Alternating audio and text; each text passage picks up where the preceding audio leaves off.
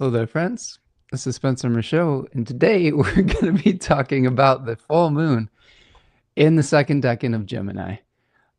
Spoilers. I had a little spoiler preview in there as I went live. Hope that you're all having a wonderful holiday season and have been having all sorts of abundance in your life. We're going to be going over all of the little details associated with the full moon. We're going to talk about the decans of Gemini, Sagittarius, Cancer, and Scorpio. We're going to kind of see how the new moon is, the full moon is unfolding over time. And we're going to be just answering all of your questions, talking about the astrology of the next few weeks. So if you are here, please let me know in the chat. Let me know where you're stopping in from. Let me know how your holiday is going. And yeah, it's always nice to hear from all of you. So a couple announcements before we get going, friends. We are going to be, of course, looking at this full moon in Gemini. But before we do that, a couple things. You can find me over at spencermichaud.com. I have all sorts of things you can engage with readings, with the astrology of the moment. There is opportunity to book a reading if you want to work with me personally.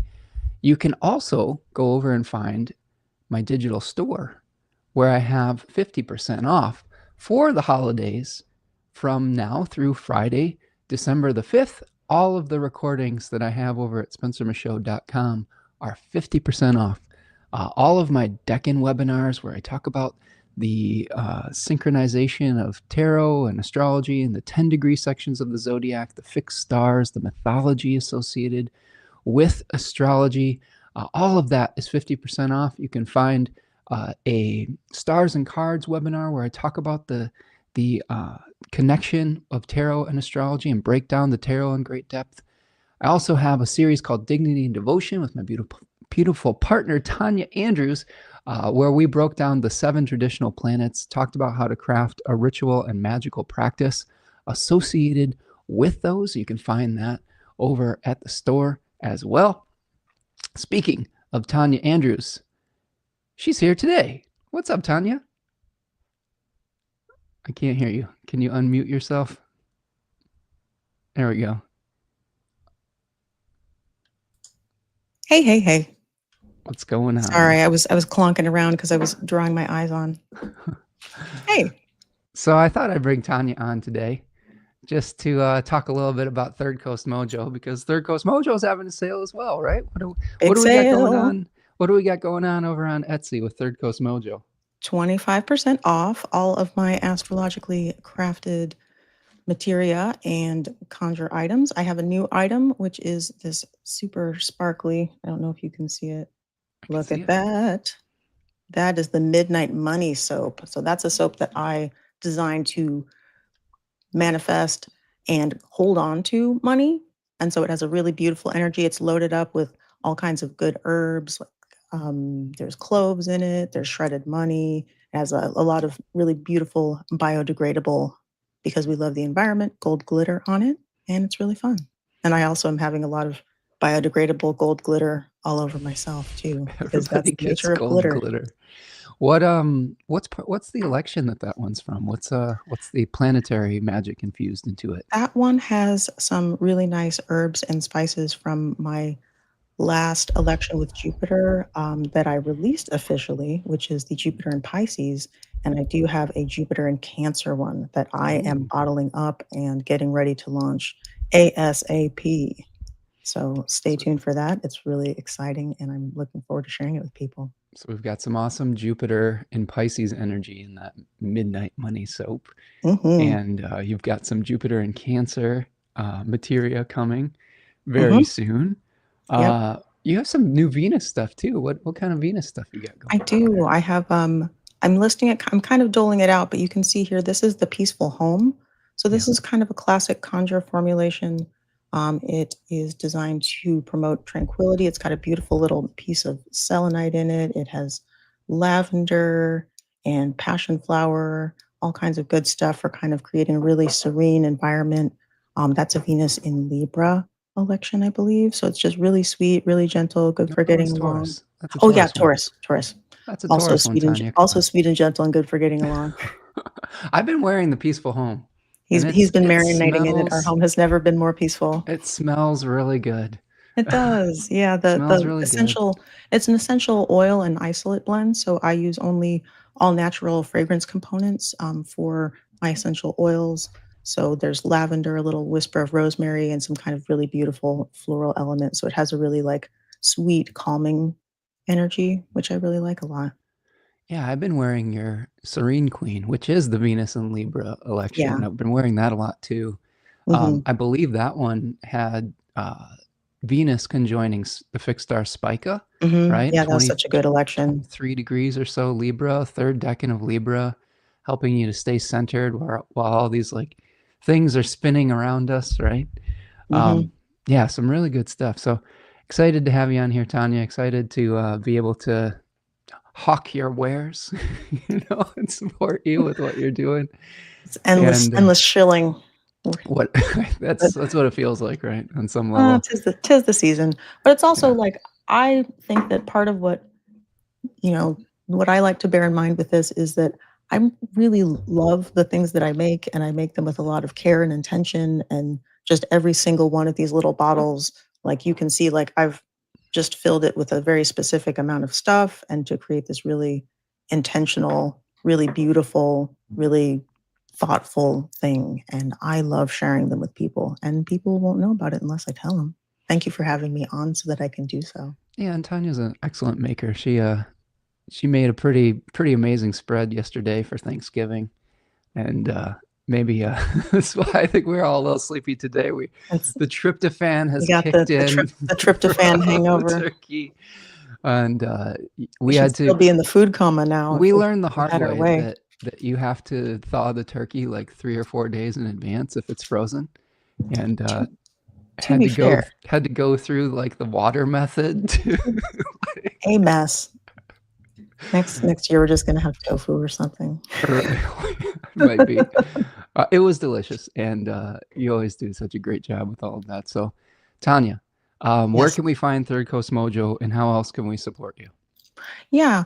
The best way to keep up with things will probably be to follow me on Instagram, at Third Coast Mojo, and you can shop with my Etsy, which is the same name, Third Coast Mojo. So if you just look for me on Etsy, that's probably the best way to see everything. And I will be making some announcements about the Jupiter stuff that I'm launching as that comes up. So stay tuned for that. And these make great holiday gifts, They would they sure not? do. And this is the biggest sale I've done. Like 25% off is a lot for me because this is not cheap stuff. Like they're real like little chips of crystals, there's real gold leaf in some things, there's pure essential oil blends and things that I kind of combine from scratch myself. Everything's organic or wild crafted. A lot of things are locally sourced as much as I can. Some of the things we grew ourselves. And 25% off is it's not a bad deal. She was at the local rock shop this morning before our live stream today. That's So true. picking up more supplies to do all the magical workings. So Tanya, I do it for the people. thank you for being on here today in true full moon in Gemini fashion. If one host is not enough, here's two for you today. But go support Tanya over at Third Coast Mojo. Get all your magical oils and soaps and herbs, and buy one for a friend. Send one to a friend for the holiday season. All right, friends. Um, okay. So Tanya, I'm gonna let you go now, and Thanks for having me. we're gonna keep on going. Peace. Love you. See ya. Love you too. Okay. All right. So friends, Third Coast Mojo. That was Tanya in the flesh, and or in the digitals, in your digital eyeballs today. Uh, she really does great work, and she's been working super hard at this magical business, and puts a lot of heart and thought and care into all of it. And you can see that in the webinar series that we did together as well. So please go support her on Etsy holiday sale. You've got about another week or two with the holiday sale, so make sure you take advantage of that. All right, friends. You can also find me over at my newsletter, Spencer Michaud newsletter. Tanya has a newsletter that's coming out too, but if you sign up for this newsletter, you can get updates on both of our stores and how we're going to be expanding things moving forward. And also, if you want to support the channel today, you can buy a super chat or buy me a coffee at buymeacoffee.com. That is a great way to support the channel and become a patron. It helps us to keep the lights on here. It helps us to buy all the supplies and books and all the things that go into both Third Coast Mojo and Spencer Michaud Astrology, and helps me do this broadcast every week. So appreciate all of you. Thank you, those of you who have been able to donate. And I'm just very grateful for all of you. I wanted to say that too. I'm just so grateful for everyone that continues to support the channel and participate in the chat and watch the video. I've been getting some really nice comments after the fact as well. And I just love that you're here and love that you're spending your time with us here at Third Coast, at Spencer Michaud Astrology and Third Coast Mojo. And yeah, I want to make sure that I acknowledged all of you, and especially not only our domestic friends here in the United States, but our international friends as well. I've had people that have been starting to reach out to me from Europe, from Australia. My Australian friends are reaching out and saying, "Hey, I can't really always get it live at 4 a.m., but I'm here and I'm listening, and it means so much to me that you're stopping in and showing your support. So thanks everyone for doing that." All right, my friends. Let's see what we got. We've got some other folks stopping in here that I want to welcome. And we've got Robin here. Says, "Hey, Spencer and crew. Robin here from Healdsburg, California. I'm looking forward to what the sky will bring this full moon." Yeah, there's a lot going on. There's some Saturn square. There's a Neptune square. The sun's at the bending of the nodes. We'll talk about all of it and break it down in great detail for you today, Robin. Leanne is here, says hi from the UK. Hope everyone is well. Nice to see you, Leanne. I hope everything's well today for you over there in the UK. And it's lovely to see you in the chat again, my friend. Mr. Hindsight is here. What's up, Tom? Nice to see you. He says namaste to all. Hope that you are doing well. And hope everything's going well over in sunny or cloudy San Francisco. All right. Trauma Raised Me is here. What's up?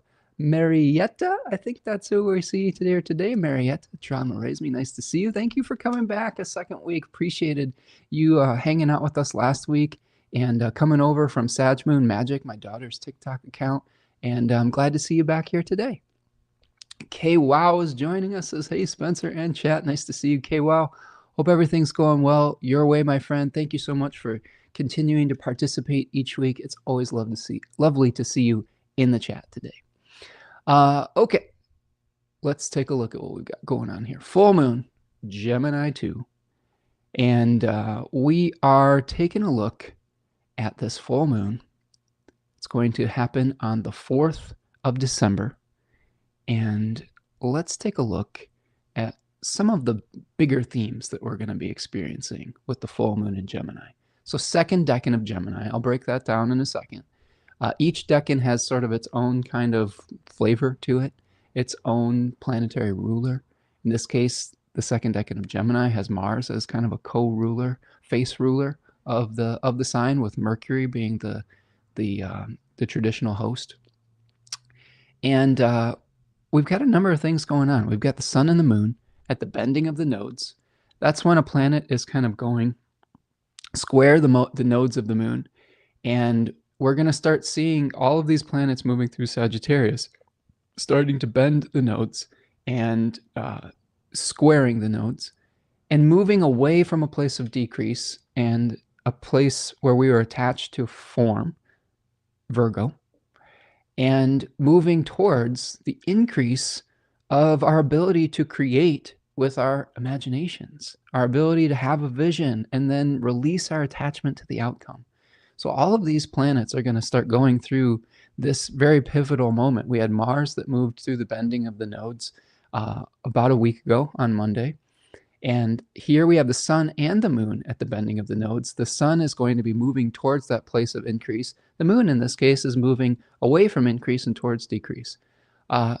That happens fairly regularly, the moon at the bending of the nodes. It's still important to pay attention to, but I'm looking more with intense interest and focused at these slightly slower moving planets that are going away from decrease and towards increase. We also have Venus and Mars co-present with the sun. So we've got Mars at 22 degrees of Sagittarius and Venus at 5 degrees of Sagittarius. So they are traveling with the sun at this new moon, or full moon, excuse me. And this is going to add sort of this spicy energy to the full moon, but also helping us to smooth out our process and our process of trying to bring together uh, body and spirit to work through the challenges that we are trying to achieve and to achieve the goals that we have for ourselves. This is a period of sky time where we are going to be kind of trying to get to the end of the solar year, where we are trying to carry the weight of the final month of the year to get to that winter solstice. And in Western civilization, we kind of do the calendar reset at January 1st. Astrologically, though, there is a big calendar reset around the winter solstice, around December 20th to 21st, when the sun moves into Capricorn and the light starts to return. The days start to get longer once again. So we're feeling kind of this vision this vision that happens when the leaves fall from the trees and we can see clear where we want to go, but we've got to tie up some loose ends, right? We've got to tie up some loose ends from the previous solar cycle. The other thing that we might be experiencing with this full moon is a Mars-Saturn square that is perfecting. It's within 3 degrees at the full moon. And Mars, of course, we talked about Mars in Sagittarius, and Saturn is now direct in Pisces. It's stationed direct as of yesterday when I'm recording this. I'm recording this on Friday, the 28th of November. It's stationed direct on Thanksgiving, the 27th. So there may be some energy of feeling kind of a stop and a start where we are really amped up to get moving, but we've got some things that are slowing us down too, and we have to think about what kind of sacrifices we may need to make to move forward and to get to that finish line. All right. Chama raised me says, Marietta says, you got it. That's my name. Yay. I love that. I love being able to personalize everyone in the chat on some level, right? I think that for whatever reason, YouTube has changed their display here where it's sort of your channel name rather than the name that you've chosen. So if you are in the chat, let me know if you're comfortable sharing your first name. I love being able to address you by name, and hopefully I'll be able to remember all of them moving forward. Allie is here. What's up, Allie? Nice to see you. Hope everything's going well your way, my friend. Thank you for stopping in and sharing your Friday with us. Okay, so as we are going to begin breaking down the details of this, we're going to start. I'm going to bring the screen. I'm going to bring the chart to the screen. And here is our chart. And we're going to start with the sun in Sagittarius II. So all of the details that I just was breaking down here, Venus and Mars co-present with the sun. The moon in Gemini II, the second 10-degree section of Gemini. Mars squaring Saturn, okay, and Neptune, and the lunation, really, if we think about it in whole sign. And then the sun in particular at the bending of the nodes, squaring the nodes at 13 degrees Sagittarius, while the moon is at the north bending. The sun is at the south bending, moving towards increase, and the moon at the north bending, moving towards decrease. So all of those elements are going to bring us some really interesting significations moving forward. So let's start with the sun in Sagittarius II. And I'm going to bring to the stage this Decan flashcard that helps us to get all the details around Sagittarius II. So this decan is a moon-ruled decan. Okay, so we are looking at a moon-ruled decan in a Jupiter-ruled sign. And this decan is syncretized with the 9 of Wands. Here we see a figure who's maybe sustained a wound or something of that nature. He's standing his ground, though. He is being tested. His will is being tested. And he has a goal in mind, but he is trying to figure out how to unify his will and spirit with his body, which is taken a little bit of a beating here. But you can see that he's pretty strong, right? This is a decan in Book T that is called the Lord of Great Strength, and in the Book of Thoth, the Lord of Strength. So themes in this decan associated with tenacity, courage, the strength of the archer to pull back the bow. Of course, Sagittarius is the centaur that is also an archer. Fusing body and spirit, but also sometimes facing a nemesis and overcoming adversity. Sometimes this is the resistance that we have to overcome to get to the goal that we're trying to achieve. So strengthening your will and resolve, but also learning from experience. The daimon or spirit in this decan is kore, and kore is kind of a generic term for maiden. And the maiden that is being referred to in this decan is Persephone. And it's not Persephone necessarily in her maiden form, though. We see that in one of the decans of Aries. This particular decan talks about the queen Persephone and the maiden that has now started to learn from experience and has become empowered through her trials. So how do we take our experiences, learn from them, and take action with them? Okay, so questions about the sun, and the sun is infusing intention into the full moon, and I think that's really important. Whenever we're looking at a full moon or a new moon, we have to look at what the sun is trying to achieve intentionally. The moon is just collecting that light and showing us potentially the form that it may take, or the form that we have to balance with that intention at a full moon. Okay, so questions to ask yourself regarding the Sagittarius to Sun portion of this. How can you turn your belief into action? How can you take your strong will and do something with it? What vehicle will carry your vision? How that could be your body, that could be a project, that could be a literal vehicle. You know, think about the chariot we see in traditional mythology and astrology, and what is going to be that chariot that's going to carry that vision, that newly liberated energy and vision from these grand water trines that we've been experiencing. So we've kind of been letting go of old form and liberating the essence that animated it. And now how do we find that new form? It's a little bit of sometimes it can be a little bit of a struggle at the very beginning of that. I believe there was another astrologer that someone got me hip to that was talking about kind of Frankensteining our life together after letting go of some of the old forms and then trying to figure out what the new stuff is. And we've been going through that here in our household a little bit too, as we've had some changes in our employment statuses, and we've been trying to finish up and tie up the old loose ends with those old situations, and then try to also at the same time visualize what we want to do moving forward. So how can you draw upon your experience for success? What steel is being forged in this fire? Sometimes we need to experience some resistance so that we can move forward and strengthen our will. And then finally, what is motivating you? Are you motivated by truth, or are you attached to dogma?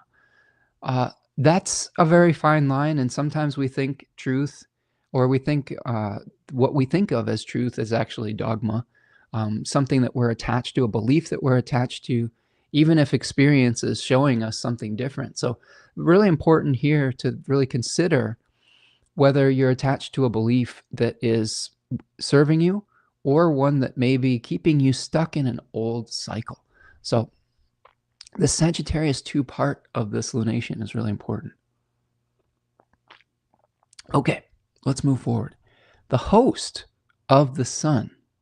In traditional astrology, we like to look at not only where the planet is moving through, the decan, the sign, etc., and what aspects it's making, but we also want to look at what the host of the sign that the planet is moving through is. What condition is it in? Does it have an open line of communication to that planet?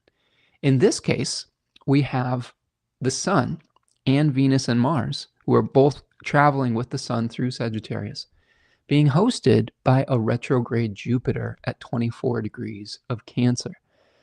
And normally, under normal circumstances, Jupiter would be pretty stoked to be in this position in its exaltation. Now, there is some caveats to this. We do have a retrograde Jupiter. So retrograde, in the retrogradation of a planet in traditional astrology is somewhat of a debility. It makes things somewhat more difficult to manifest. Sometimes it takes back some of the things that it has given. There is another astrologer. I'm forgetting the name of them. I apologize, but I was reading about a planet retrograde in Jyotisha, Vedic astrology, Eastern astrology, East Indian astrology. When it's retrograde, sometimes it takes on the characteristics of its opposite sign. And in this case, that would be Jupiter in Capricorn, a place where Jupiter is in its fall. So a potential challenging point for Jupiter. The other challenge with this Jupiter is it's in aversion to the Sun, Venus, and Mars. And that means that it's in a blind spot. It doesn't necessarily have an open line of communication to the Sun in this case. Now, that can be a little bit troublesome because, say, you're visiting a friend's house and they're not there, and they haven't given you any instructions about where everything is. You don't know where you're supposed to sleep. You don't know if you can eat the food. You don't know which doors to lock, which ones to leave open. It's a little confusing being there, and you're really getting no help from the host. And that's sort of the position we see the Sun in here.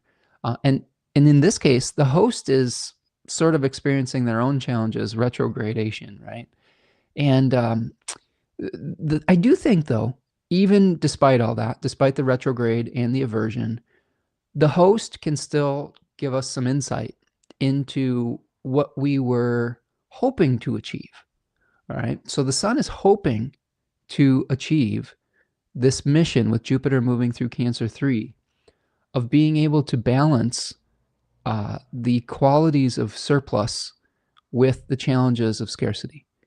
And what Jupiter does in Cancer 3 is it says, I would love to be able to increase prosperity for myself and for others through philanthropic measures without necessarily diminishing anyone else. There are other planets that move through Cancer 3 that, like Mars or Saturn, which can deny us abundance through someone else's gain. Their gain is our loss, or our gain is someone else's loss. What Jupiter is uniquely able to do in this decan, I think, is create those win-win situations where our increase doesn't necessarily lead to someone else feeling like we've taken advantage of them, or that that they are being diminished in any way.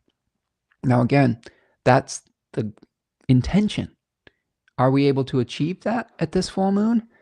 It might be a little more difficult. We might be reviewing the way that we are attempting to do so. When a planet is moving retrograde, a lot of questions are being asked that say, how do we work through this? What types of actions can we take that will lead to win-win situations rather than ones that will lead to someone else feeling like we've taken from them to create our own abundance? I feel this acutely in my own life as I think about how to shift my business model to be able to meet the needs of the circumstances that we are facing as a family. Some of the support that we had is starting to change, and with our employment situation, and there might need to be some changes made with both myself and my partner to try to figure out how to work through the new circumstance. It's not an easy question to answer. We live in a society that can be very competitive, and we live in a society, especially in Western civilization, that sometimes creates, not sometimes, that creates situations of inequality.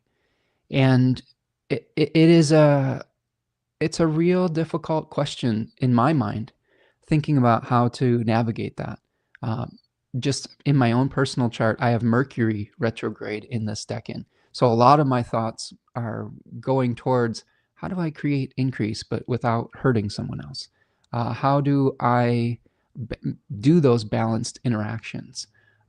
If I have more than I need, how do I share it? If I don't have what I need, how do I increase it? Those are a lot of the questions that we ask here. So I think as a community, start asking yourself, if you are experiencing scarcity, how can you begin to increase your prosperity? Potentially in a way that is staying true to your ethics, that's staying true to that Jupiterian abundance, right? I think one of the things that we mistake in our current, I don't know, worldview is that energy is limited. I don't know if that's necessarily the case. I think that when we start studying nature, we understand the exchanges that are happening, that everything is an exchange, everything is a trade. And when we have good maintenance of those exchanges, we can perpetuate things with sustainability, right? When we take only as much as we need from nature, like let's say we're foragers in the forest and we come across a bush of fruit, of berries. Maybe they're raspberries, maybe they're blueberries, whatever you find in the wild. And you start filling your basket, and you filled your basket as full as it can get, as much as you can carry home. And you leave the rest for nature. You leave the rest for the birds. You leave the rest for the squirrels. You leave the rest for whatever other creatures that you share this planet with. And by doing so, you are helping to sustain the health of that community that supports those berries so that they can flourish in the seasons ahead. You need to leave some of those berries on the bush so that they can drop those seeds or be eaten by animals and have those seeds spread and proliferate.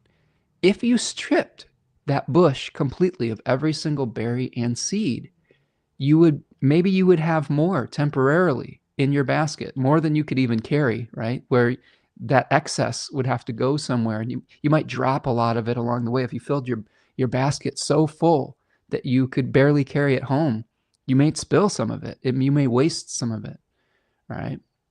You may have some to share with others, but you'd be killing the goose that lays the golden eggs. You'd be taking to the point where the next cycle would not be abundant. And this is something that we are really struggling with as a world right now. And a lot of it is it's not everybody. It is a few bad players of the game that say, I want to collect as much as possible. I want to hoard. And I don't care if it creates scarcity on the planet. And that's something that I'm really against as someone who follows the cycles of nature, and someone who believes in sustainability. So ask ourselves our questions. How can we create the responsible stewardship of our resources? And if you really get in touch with that example that I just gave, you by limiting yourself responsibly, taking what you need, leaving a portion for the continuation of the cycle, you are helping to perpetuate future abundance. So this is a lunation, I think, with Jupiter retrograde and a Jupiter retrograde cycle that's going to help us to come to terms with that. Jupiter will station direct on March the 10th at 15 degrees Cancer. So we have a few months to start asking these questions. How do we prosper and then help the bush prosper? How do we help the community prosper? How do we do things in a sustainable way that doesn't just strip everything and then leave it barren in the future? And not easy questions to answer at this full moon, especially because Jupiter is going to be in aversion to the sun. Now, I believe there will potentially be a series of Pisces lunations, right? Where we have maybe a full moon and a new moon in Pisces, or a full moon in Virgo with the sun in Pisces, where Jupiter will be hosting in a way that it can see and has a visual reference to the sun or to the moon. And those might be ones where we've started to really figure it out. And that's going to come late February, early March. Okay, like I was saying, with Jupiter is going to be stationing direct around that period of time. So take this time to review, and then around the springtime, you might be able to put those things into action. Now, let's move forward to Gemini moon. So here is our Gemini decan. These decans of Gemini are super fun, and I'm saying that in complete sarcasm. I think that modern and pop astrology does Gemini a great disservice. it has characterized it as this kind of childlike energy, um, maybe with some attention problems or something like that. I think that that's very surface level.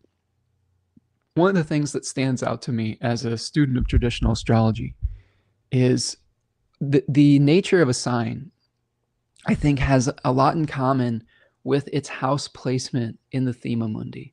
And the Thema Mundi is uh, a teaching tool for Hellenistic astrologers that helps us to understand planetary dignity, etc.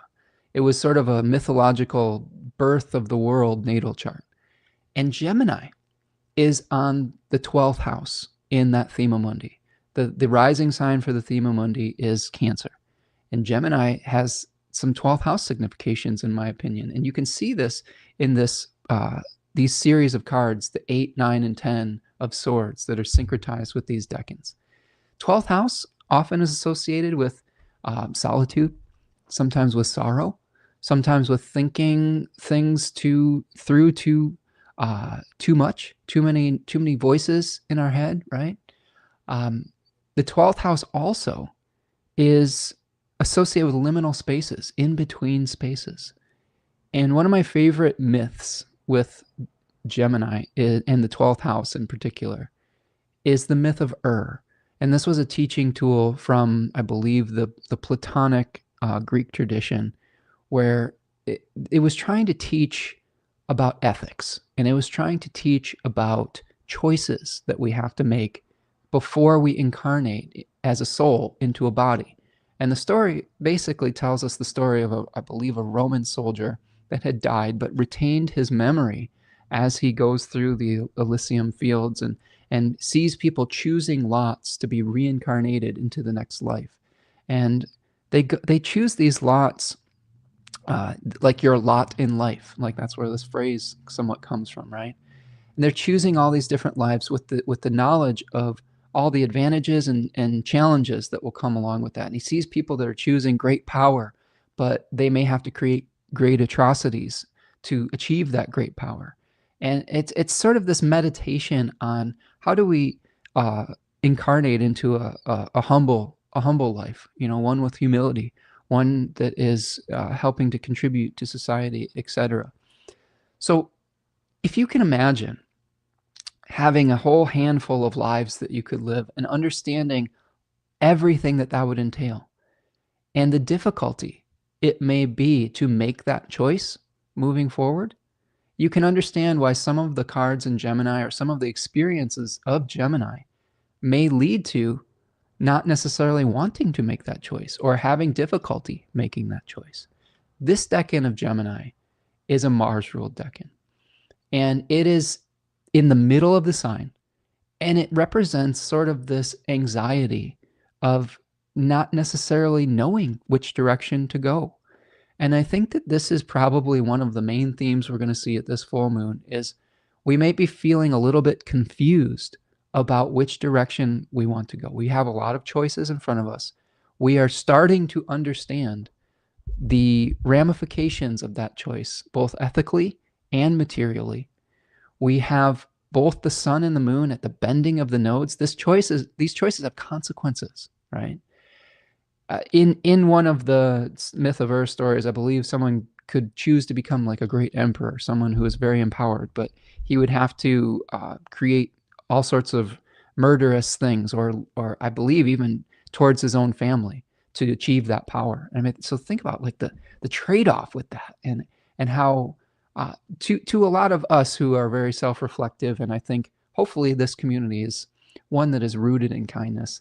That wouldn't be a hard choice. We'd be like, we'll pass on that one.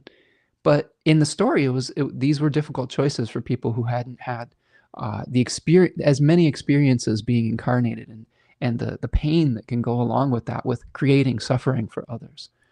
So I think this is a little bit of a turning point that will show us our options. It's an exploratory full moon. It's one where we may feel like we're pulled in multiple directions. And I think we're still mourning the loss of the old forms. We're not quite ready to plant all those new seeds yet. That time is coming, though. The beginning of January is very powerful for seed planting, and then the spring equinox, we might start to see those things really taking form. So I think that this is a very good full moon for asking questions, for exploring like a little butterfly that is visiting many different flowers and collecting pollen, collecting bits of information. The other thing I will say, though, is how do we get through that process without letting our anxiety about those choices overwhelm us? I think part of it is accepting the ambiguity, accepting that we don't necessarily have all of the answers right away. I think that one of the things that we can do with Gemini, especially in the second decan, is allow for that ambiguity, allow for the questions rather than feeling like we have to have the answers right away. I have Venus here in this decan. I love asking questions. I will rarely make a declarative statement that is not framed in a provocative question, right? So it leaves space for us to be, for us to change our mind. And I think that's really important. I think it's important for us to leave space to change our minds, because oftentimes we have new information that comes that through experience can create a different outcome. So I think that this decan, juxtaposed with the decan we just talked about in Sagittarius, we may be feeling like we really need to pull it together to get to the finish line, but we've got a lot of things pulling us in many different directions. If you think about this on a practical, just mundane level, the beginning of December is often in America and other, industrialized nations, Western civilizations, capitalistic nations, it is often a time where people are doing a lot of holiday planning. They're doing their shopping. They're trying to ask questions like, "What do you want for Christmas? Who's going to drive here? Where are we going to meet? Who's going to be responsible for this meal?" All of those things. If you're lucky enough to have those relationships, and it can feel like we're trying to juggle just a million different desires, not only our own but other people's. I will say, since 2020, since the pandemic, I've kind of started to opt out of holiday, all of that kind of thing. It was never something that I was extremely comfortable with as a somewhat of an introverted person, having to run around in a time frame where I think nature is asking us to be reflective and just slow down a little bit sometimes. It was very uncomfortable. Like just going out, doing all the shopping and all that crap, like doing excessive capitalism just wasn't my thing. And I have the perfect excuse now to say I'm opting out of that, for the most part. You can never opt out of it completely. And sometimes we do have to conform, not only for ourselves, but for other people that we care about. It's harder to opt out of all of these traditions if you have children or if you have family that are very much attached to those traditions. But I do think there's a way to do it that is balanced and that helps preserve our sanity. So I think that that's one of the things to reflect on with this, especially with the moon in Gemini here. Javier is here. What's up, Javiera? Hope you're doing okay, my friend. Hope that everything's going well your way and that you are having a good holiday wherever you're at right now. And hope that things are going well, friend. Cosmic Girl is here. Says good morning from Australia. Another Australian friend stopping in. Thank you for letting me know that you're here, friends. I always love seeing all my friends, especially my international friends, like Javier's joining us from Canada, Cosmic Girl from Australia. I had a really nice comment from a user. I believe the first line was Ebony something in Australia. Appreciate you, friend. Thank you for letting me know that you're here with us, even if you couldn't join live too. It's really important, I think, in these modern times where I think there are forces that want to separate us and that want to create more paranoia and xenophobia, that we connect with each other, that we talk to each other, and that we start bridging the gaps, because I really believe that we are one people that share this beautiful planet, and all of our choices affect everyone else's. And one this goes back to that Jupiter and Cancer. How do we get to an Earth, a world, a community where all nations can prosper without this kind of extractive and exploitive energy between countries, between wealthy nations and developing nations, et cetera, northern hemisphere and southern hemisphere? I think it's an important question to start to ask. How do we create a more just world for everyone, and not just for each other as humans, but for the plant and trees and animal friends that we share this planet with as well? So important. So just a little reflection and a little piece of that is you joining me from around the world, and it fills my heart up.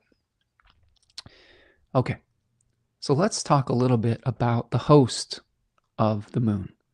So in this case, we are going to be seeing the moon hosted by Scorpio Mercury. Okay, Mercury in Scorpio 3, 22 degrees. Mercury is also in aversion to its host, okay, or to the planet it is hosting. I should say that. That would be more accurate. So we have the moon in Gemini 2. We have Mercury in Scorpio 3. It's in a blind spot, but it is also going through a grand water trine. And it has already gone through this grand water trine twice, okay? We saw it starting to perfect direct, and then it retrograded backwards, and then it hit that grand water trine again, okay, retrograde, and now it's going to, at this full moon, it's going to hit that grand water trine direct for the final time. And this is the last planet for the time being that is moving through that grand water trine with Jupiter and Saturn and Neptune. So this is sort of the penultimate like release, right? Mercury, again, is a planet that questions. It is a planet that helps us to ask a lot of the good questions. It says, what are we trying to achieve? What are the doubts that we have? How do we separate things into manageable pieces and categories? When Mercury is moving through this decan, a lot of the questions may bring our minds back to the forms that we need to let go of. Especially look at the Gemini and Virgo areas of your chart to say, hey, let's ask whether we need to glamorize what we are letting go of or not. This is a decan that is associated with Venus, even though it is a Mars-ruled sign in Scorpio. And sometimes what we will tend to do is we will tend to have this really nostalgic feeling throughout Scorpio. Scorpio is actually somewhat of a nostalgic sign, somewhat like Cancer. It's different. There's nuance to it, but Scorpio is somewhat hanging on and for dear life to the dying form sometimes. I would say that Scorpio tends to revisit something for the specific purpose of squeezing out the last essence and juice of that so that it can be discarded and let go of, right? Cancer, sometimes Cancer just wants to live in that past, completely. As a Cancer sun and Mercury, there's a feeling of a desire for timelessness and return to a womb-like state that is very powerful. It's a very powerful tidal pull that can happen with Cancer energy. But the Scorpio energy, there's some similarities. But in the second 10-degree section of Scorpio, we are revisiting something, being nostalgic, squeezing all the juice out of it. And hopefully, when we've gone through that second part of Scorpio, we've identified what needs to be let go of in the first, and we're grieving it. We revisit it temporarily in the second decan. In this third decan, if we continue to hang on to the old form, there will be more and more debauchery that will happen, more illusions that we have to convince ourselves of to not change. Does that make sense? That's part of the illusionary successes. We have a spirit in this decan called Kairos, the opportune moment. And Kairos can only be grabbed from a little lock of hair on his forehead from the front at the opportune moment. When that moment is past, it is gone.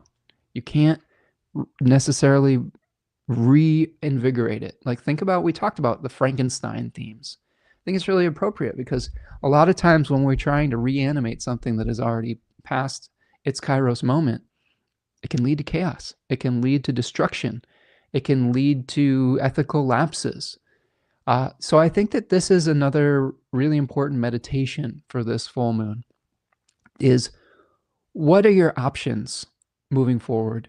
But also, how can you fully embrace the release, right? How can you fully embrace the releasing process, the composting process, before you start planting those seeds at the next cycles? The next cycles, the really big next cycles to me, we do have a new moon in Sagittarius 3 coming up that I'll talk about.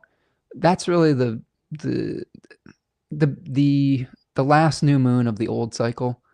But those Kazimis of Venus and Mars in early January, really powerful new starts for visioning your new material reality that you want to create. So go through that letting go process. Go through try not to overly glamorize something that is already past its prime. Check yourself if you're doing things to keep something alive that isn't serving you or the other people in the situation. Ritualize that grief. Recognize that when you finally let go of what you're hanging on to, it's going to create the fertility for the future. When you compost something, it doesn't just decay and disappear. It decays and becomes fertile soil, the fecund soil of the spring. It becomes the next place to plant your seeds. And if you don't do that, the environment for planting your seeds is not going to be as supportive. You're going to just have soil that doesn't have any nutrients in it. So by going through that composting process, by leaving the leaves, so to speak, right, and letting them decay, rather than sweeping them all up and sending them somewhere that you can't see, but they're still there, by dealing with it and facing it, you are creating a much better condition for your future growth. We don't get prepared for this very much in America, in Western civilization, North America. I don't know if Canada is included in this, but maybe Europe too. I'm sure that there are places in Europe that deal with death better than we do here in America. But we don't really get prepared for letting go. We have been given the propaganda that the number always needs to go up, that we always need to be manifesting growth or we're a failure. And I'm here to tell you, people, that that is one of the greatest lies that you've ever been told. And it's not how this planet works. It's not how the cyclical rhythms of nature work. It's actually very, very destructive. And it's not just destructive for our economic systems, for our planet, but for our emotional selves. How do we release that destructivity? It's through letting go. It's through ritualizing the release process. It's through accepting that form changes. It's through accepting and having faith that if we do let go, we will be able to be reborn like a phoenix. This is one of the themes that you see with Scorpio, is the rising from the ashes, the rebirth process.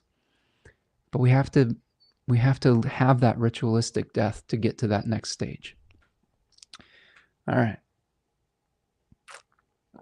Check in with our chat here. What I'm gonna do next is I'm gonna start breaking down how this is gonna unfold over time. All right. Okay. Oh, I was forced, but I'm welcoming it, Javier says. Maybe with the changes, right? Referring to some of those ritualistic letting goes, releases. Yeah, I'm sorry that you're having a challenging time, Javier. I hope that you're getting the whatever help that you need with the situation that you're in, and that you're able to return back to center or balance, or have have that stability return to your life, friend. Okay. So let's bring up the chart once again. Before I do that, let's take a little stretch break. What do you say? So do me a huge favor, friends. Please like the video. If you're on your mobile phone, like it. We have two separate ways to enjoy the live stream now. We have one where we are just having our landscape mode on YouTube. And now we have the option to experience these live streams vertically. So like if you're out and about and you want to still listen and see some of the things on the screen a little bit bigger, would be able to engage with it that way. You can pull it up in the mobile orientation, and that can be really helpful. So whether you're on the phone or on your computer, please like the video, subscribe, stretch, get a little drink of water, get a snack, take care of your body. All of those things are good. Okay. So as this will unfold, the first kind of part of this that I want to look into is we have the sun at the bending of the nodes. We've talked about this a little bit, so I won't belabor the point. You know me, the belaborer of points. But I do want you just to be able to see what I'm seeing. And what I've got here is the sun at 13 degrees of Sagittarius, and it is squaring the north node at 13 Pisces and the south node at 13 degrees Virgo. This is a place where the planet is sort of at, since it's at the south bending of the nodes, it's going to start moving closer to the north node. And in the sky, it's going to look like it's increasing its, I believe, its relationship to the, is it a declination where it's increasing? It is a point of increase. Sometimes the astronomical parts of astrology trip me up a little bit. That's not my wheelhouse. I want to know what it means, right? Like, what does this mean? Like, the math part of it and sometimes the spatial part of it is not always my greatest strength. But from what I understand, the south bending is when that planet is starting to move towards the north node and towards a point of increase. So we have seen all these planets starting to move away from the south node in Virgo. South node in traditional astrology is a place of decrease. It's a place where energy is leaving the material plane. So a lot of us have experienced the decrease and the release of our attachment to how things are done, the form that they take. Virgo is very conscientious of infusing matter into a body, into a material form. Well, when the south node's in Virgo, we have to change that. The forms that we're used to are disappearing or being dissolved. And when that happens, what is left is a primordial ocean of rebirth.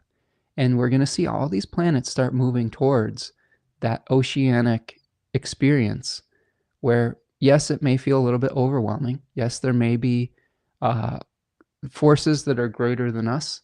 Okay. But I think that one of the things to think about and to start doing with these planets at the bending of the nodes, I want you to start visualizing what you want to happen next. And instead of visualizing the worst case scenario, start visualizing the best case scenario. What would you want to create if all things were equal? What would you want to create if you had no limitations? It's really powerful. It's a really powerful manifestation technique. It doesn't always happen instantaneously. It doesn't always have to be applied to physical goods or things. We're not necessarily saying that reality works like the self-help book, The Secret, where if you just put your mind to it, you can get your second and third Lamborghini. Right? It's not that. There is still rules that apply to physical manifestation. But I do believe that a dream is the beginning of action. A vision is the beginning of an intention that can move us closer to it. Now, it may take hard work. It may take patience. It may take a little time. A whole lot of precious time. It's going to take patience and time to do it, to do it, to do it right. If you've got your mind set on it, as George Harrison would say. And before that, I believe that was a Motown song as well. It's not an original by George Harrison.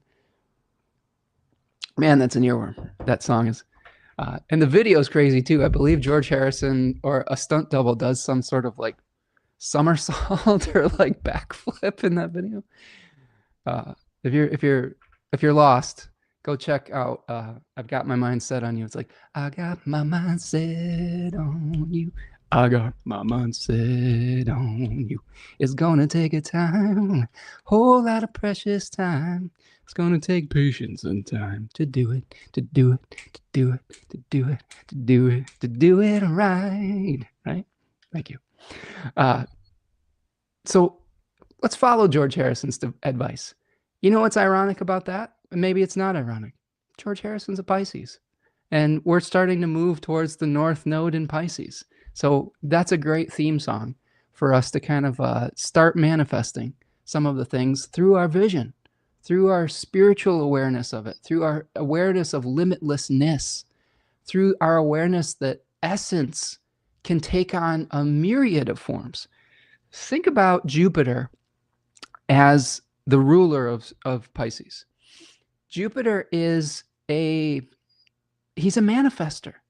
He in mythology, he begets children, so many children, child after child. He brings things into form, but he does so with proliferation. And when we see this primordial oceanic consciousness, there are so many different ways that the essence of something can manifest. We sometimes, when we think small and we make ourselves small, we think that there's only one way that something's going to work out. And by doing that, we limit our ability to dream. All right. And I've done it. I got a Virgo stellium, friends. I got Jupiter, Saturn, and Mars in Virgo.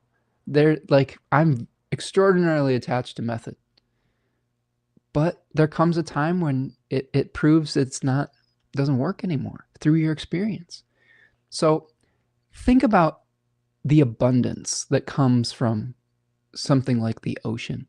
Think of all the life that is underneath the surface and take a plunge into your imagination. Imagine that you're swimming in the depths of your oceanic collective unconscious and start manifesting or thinking about or starting to dream about what your best possible outcome might be. And you can do that for many different areas of your life. Well, you could do that. Hopefully you were doing that this past week with Mars in the Scorpio and Aries area of your chart. I witnessed a situation where somebody was being really oppressed, and at the bending of the nodes with Mars, an action was taken to help remediate that situation, and it started leading to a feeling of empowerment, and that was amazing to witness. So that's one thing with Mars at the bending of the nodes. With the Sun at the bending of the nodes, look at this Leo part of your chart. How might that area and topic associated with Leo start to dream a little bit about that? Start to have some faith in your ability to be a creative spirit soul that is having a physical incarnation.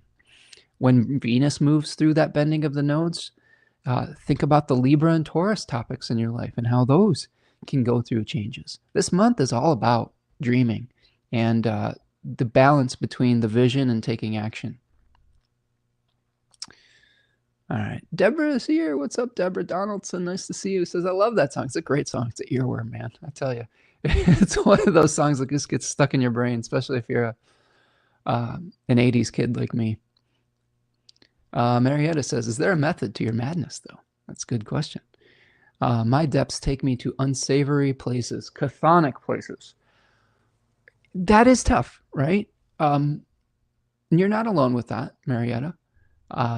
I think it is sometimes it's important to have a guide to do that type of work, especially if the visions that you have are, trauma raised me as your screen name. If you have trauma that you're working through, Sometimes those depths can be scary. Sometimes there can be sharks in those waters. That's why it helps to have a community, a guide. Marietta says, I've started transcendental meditation again. That's great. And maybe part of the process through this is facing some of those shadows in a supported manner so that you're not having to face them alone, so that you can finally release those old things that we're carrying in our body, release those old belief systems, release those old relationships and forms, so that you can create from a place of healing, from a place of newness, from a place of a new story that you're creating. So yeah, it's a lot to work through, and we all have, the monsters in the unconscious and the shadows, right? And some of those voices are louder than others for us, but I think just reaching out for help if it becomes too overwhelming, I think is really important. K Wow says, yes, it's like the Mariana Trench up in this bitch. Yeah, there's a lot going on in a lot of our experiences, especially if the universe or the divine or this planet has felt threatening.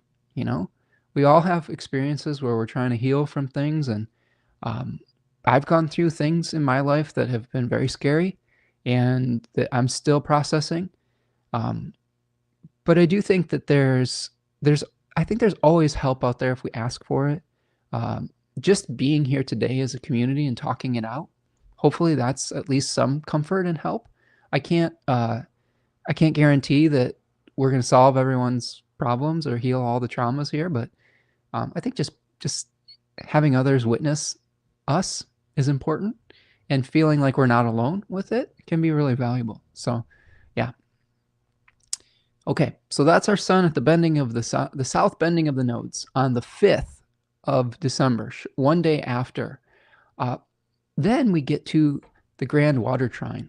Okay, so I'm going to have on the outer rim of the full moon the unfolding of this. Okay, so the 5th we had the sun at the bending of the nodes.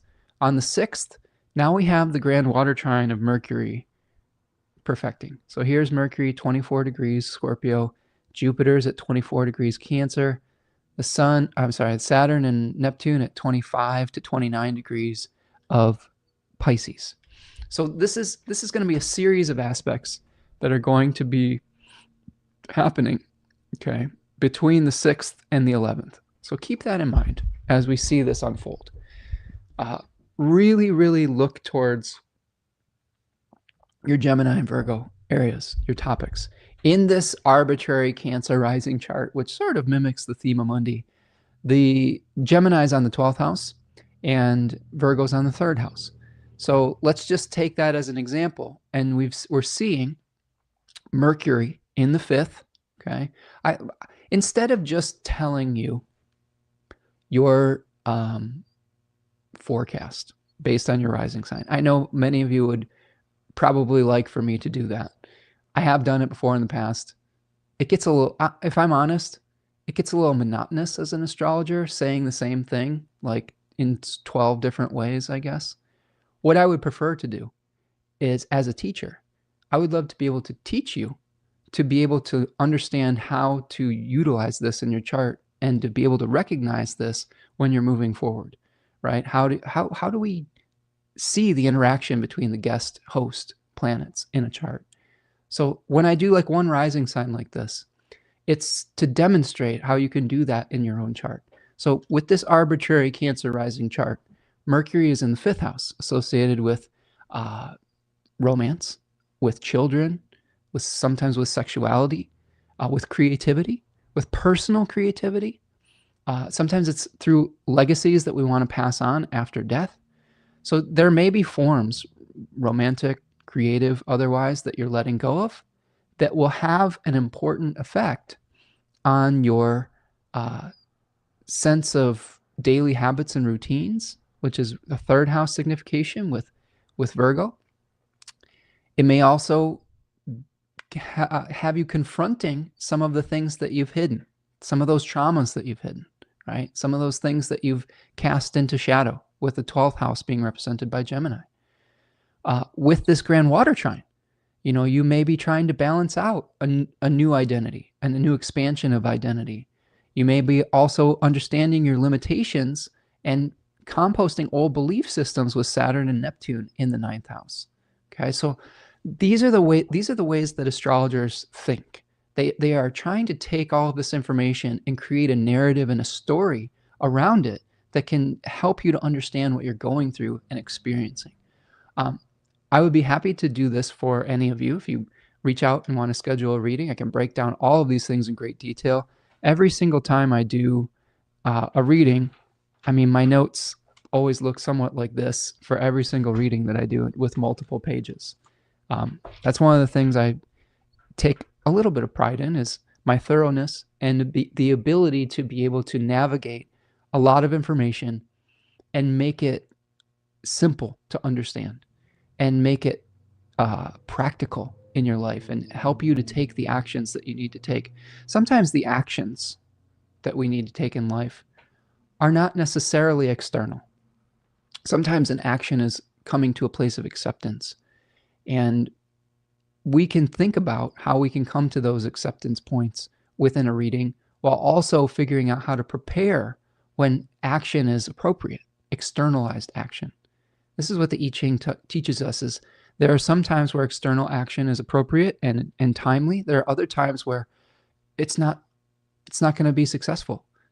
And it doesn't mean that we have to feel powerless. It means that we prepare for our Kairos moment, for our opportunity. So that's the grand water trine of Mercury, which is the host of this full moon. So really, these themes are really important with this. Marietta says, it is. We share values that I hold close to my heart, and when you hit over the target, I can't help but applause. Earth care and people care and animal care and spiritual care, life care. Oh, Marietta, appreciate that.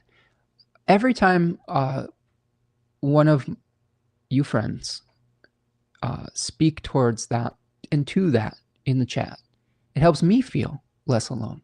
And I love that. That's what I love about doing these live streams and helping having these conversations and expressing these things.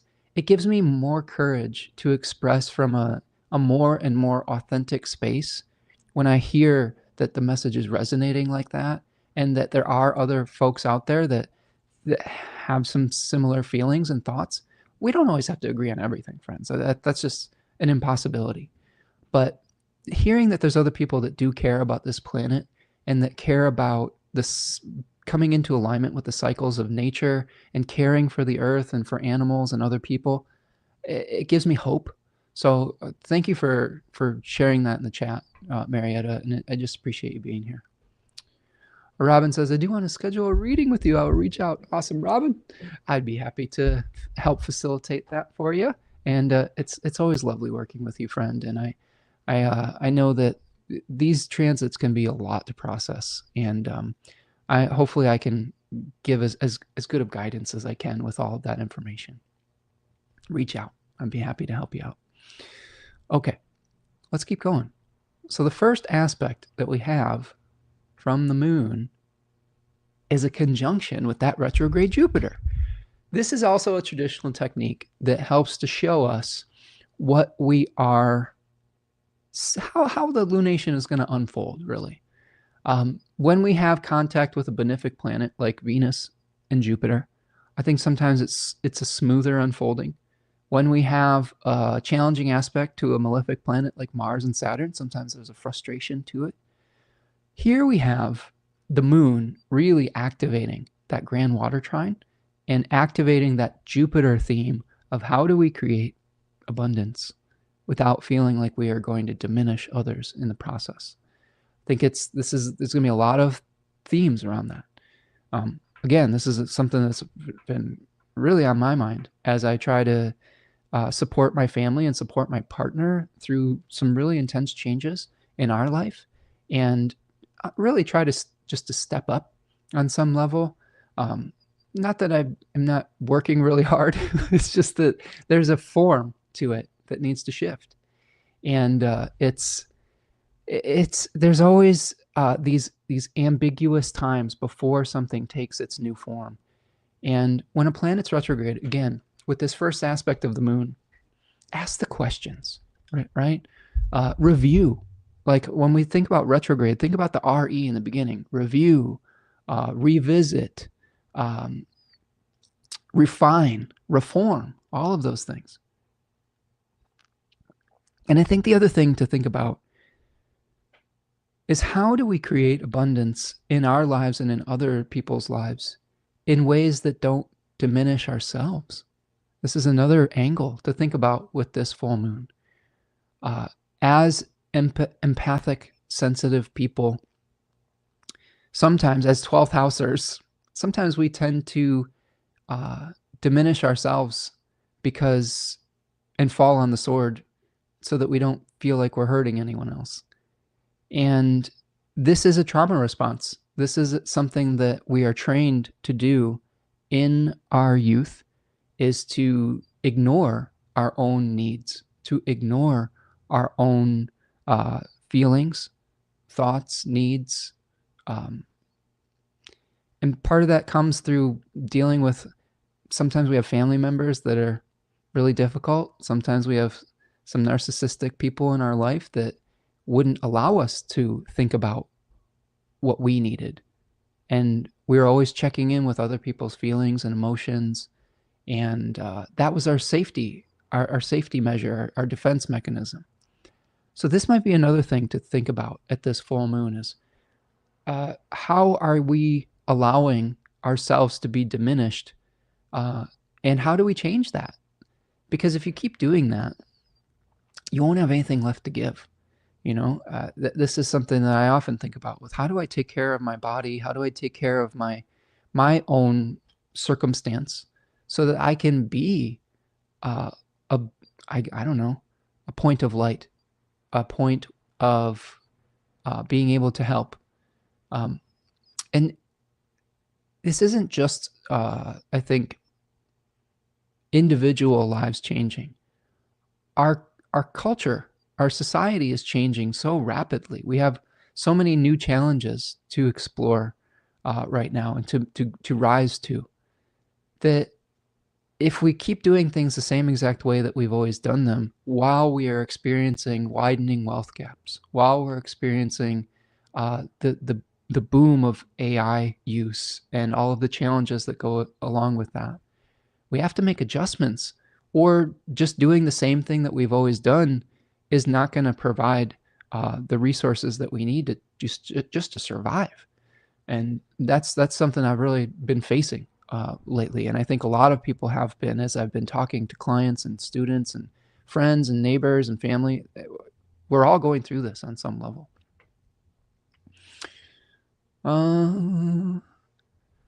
Marietta says there's a planet placing in an extra canonical text with those 4 planets. I think it's cyclical. Let me go find it. Oh, yeah.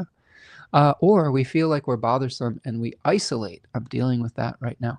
Yeah, that is also a defense mechanism, right? We don't want to hurt anybody, or we don't want to, you know. I think it's another way we diminish ourselves. And how do we give that same love and care that we want to give to others?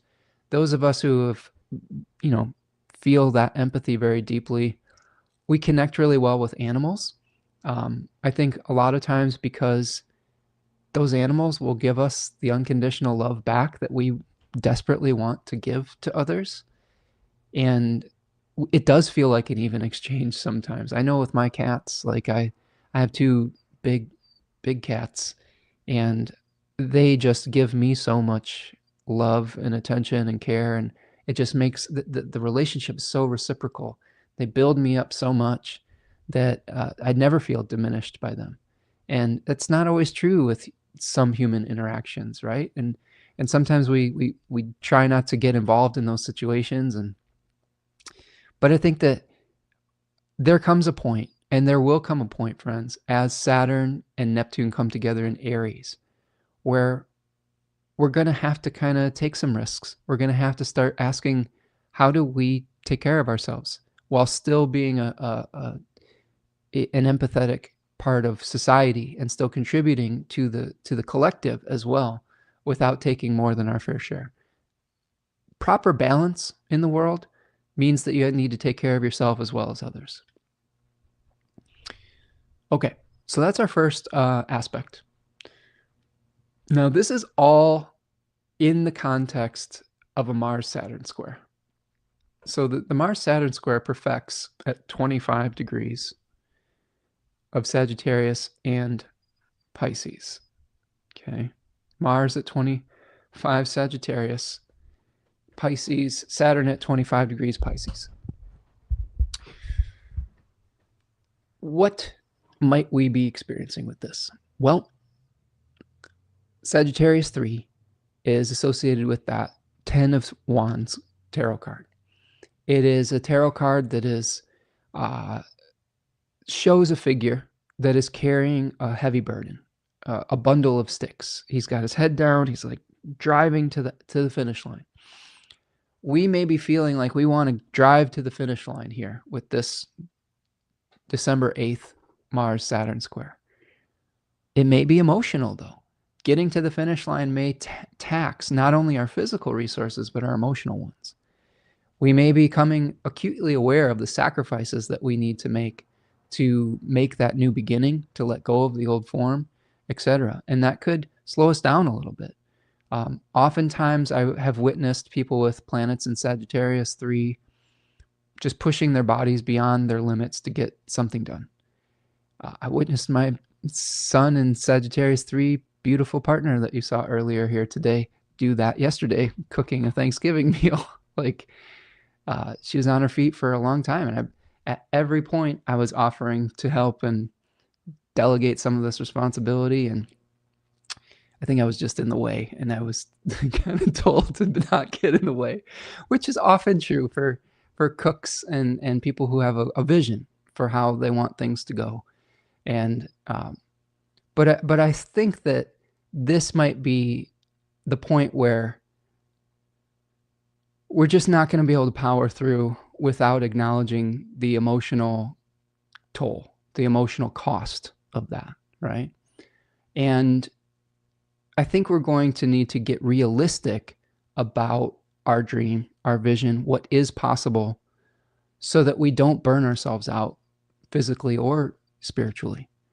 So this is often a Mars-Saturn energy where we feel like our will is frustrated. We feel like we want to take action, but there's something just slowing us down. It's the metaphorical 1 foot on the gas, 1 foot on the brake type of aspect. So take it easy around this period of time. Give yourself some extra space.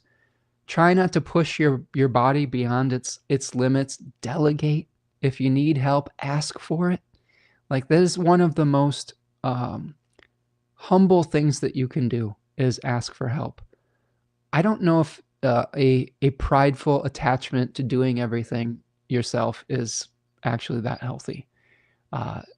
This is something I've struggled with sometimes in my life too. Like, when we have a certain way we want something done, allowing others to help us is really difficult. But it's part of the maturation process and the growth process to learn how to delegate some of that work so that we don't just burn ourselves out. We actually can be more productive if we ask for help rather than less. And every situation is different. Sometimes we'll have a situation where we have to carry a great burden to get to the finish line, but not always. Marietta says, I found it from the Pistis Sophia, book 148. Tell me more. Tell me more about what you are looking up there, Marietta. I'd be curious as to what the context of that is. There's a planet, placing an extra canonical text with those 4 planets. Yeah, tell me more about where your mind's at. Yeah, also if you were parentified as a child. Yeah. Yeah, where we feel like we had to take care of our parents rather than be allowed to be a kid. Yeah, I had that for sure. Katie says, hold on a second. I'm just going to read through this first.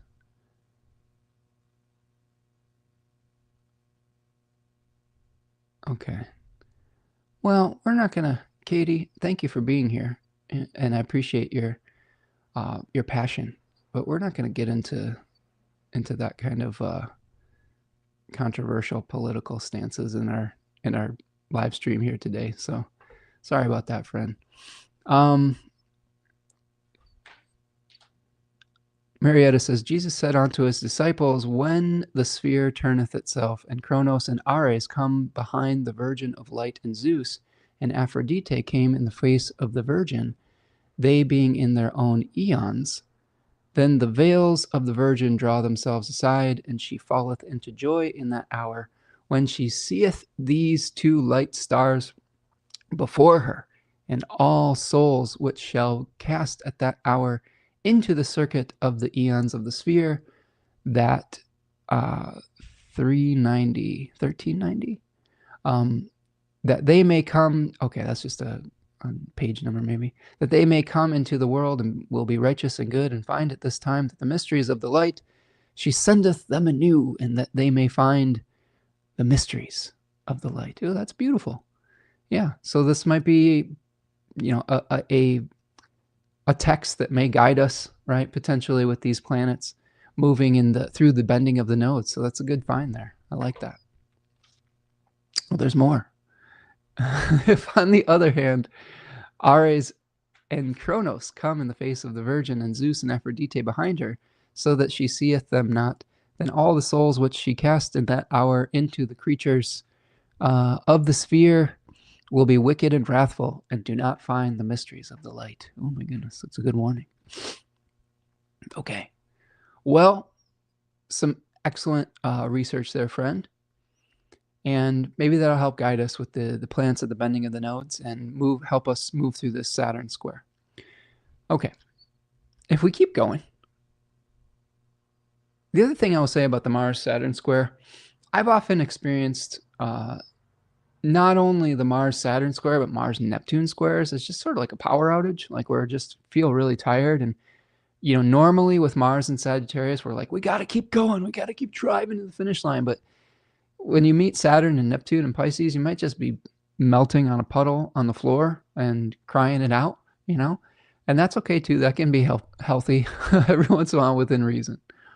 Okay, so here we've got on the 10th, we have Neptune stationing direct at 29 degrees Pisces and Mercury opposing Uranus. Now, we've already experienced the Mercury-Uranus opposition twice before actually, I think, in its direct and retrograde motion. So the theme should be just bringing us in contact.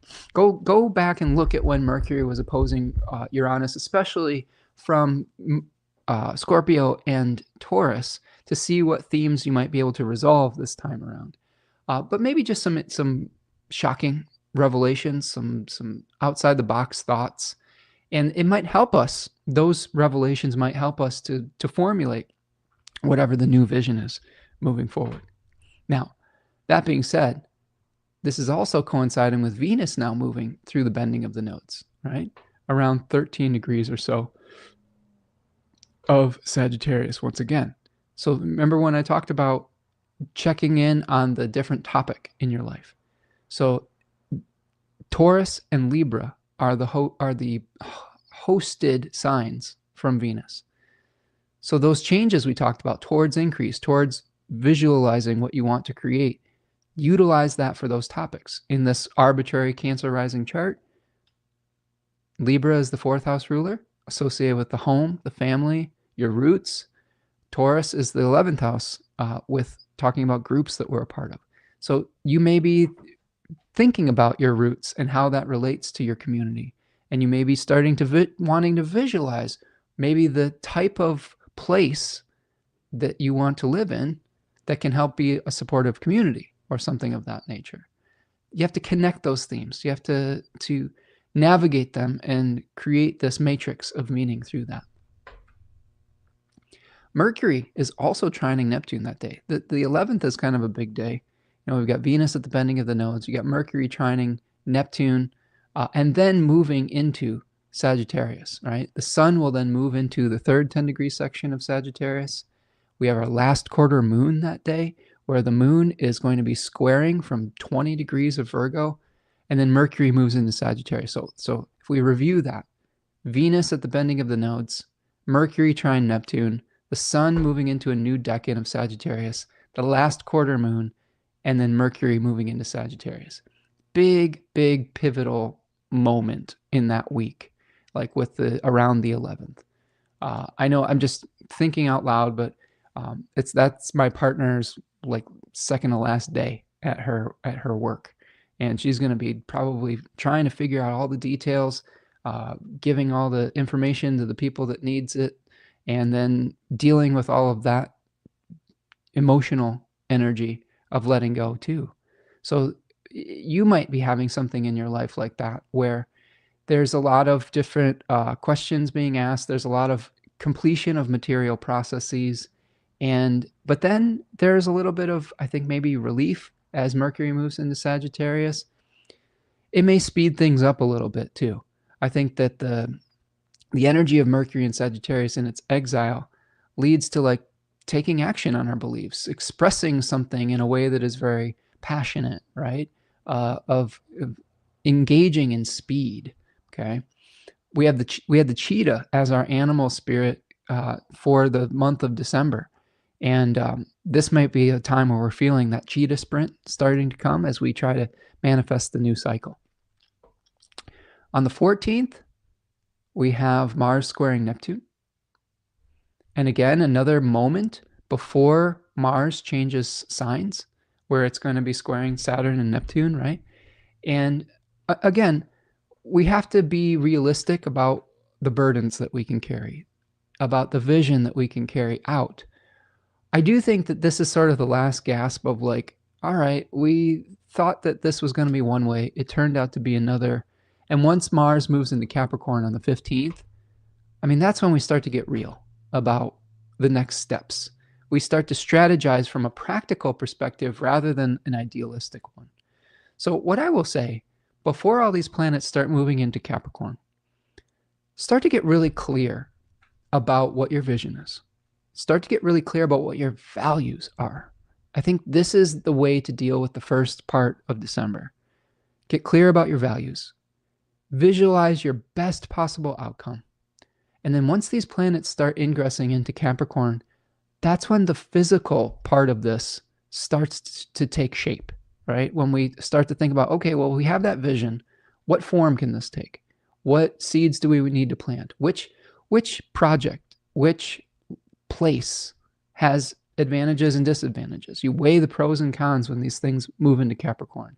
You initiate a physical process, okay? But you got to be clear on where you're going first. If you're not clear on your vision before you start taking physical actions, your energy can just be really diluted, you know? You can run in circles a lot. The other thing that's happening on the 15th that's, I think, really important for the month, and I'm just reviewing this. A lot of this we talked about in the astrology of December, but I'm going to take you all the way up to the new moon here with a couple more aspects to review and refresh how these things are unfolding. But we've got Jupiter heading into a malefic enclosure. So you can see here that Mars, once it moves into Capricorn, once Mars moves into Capricorn, it is going to be casting its ray on one side of Jupiter, while Saturn is casting its ray on the other side of Jupiter. Okay. And there are no traditional planets that are casting their individual rays to break it up. Yes, the moon is here, but it moves too quickly. I do think that we're going to be feeling a lot of pressure around mid-month. We have to let go of something that maybe brought us support in the past, and now we have to have the new vision to plant the new seeds, and we are struggling to do so in a way that, again, creates abundance without necessarily diminishing others. And we could feel a little stuck in that. That question is not going to be answered very easily between the 15th and the 7th. I mean, think about this just in a, I'm thinking about this in terms of like business, crafting a new business model for myself and my partner that will help us to support ourselves in our new situation. But I could see this also being just like, the holiday season.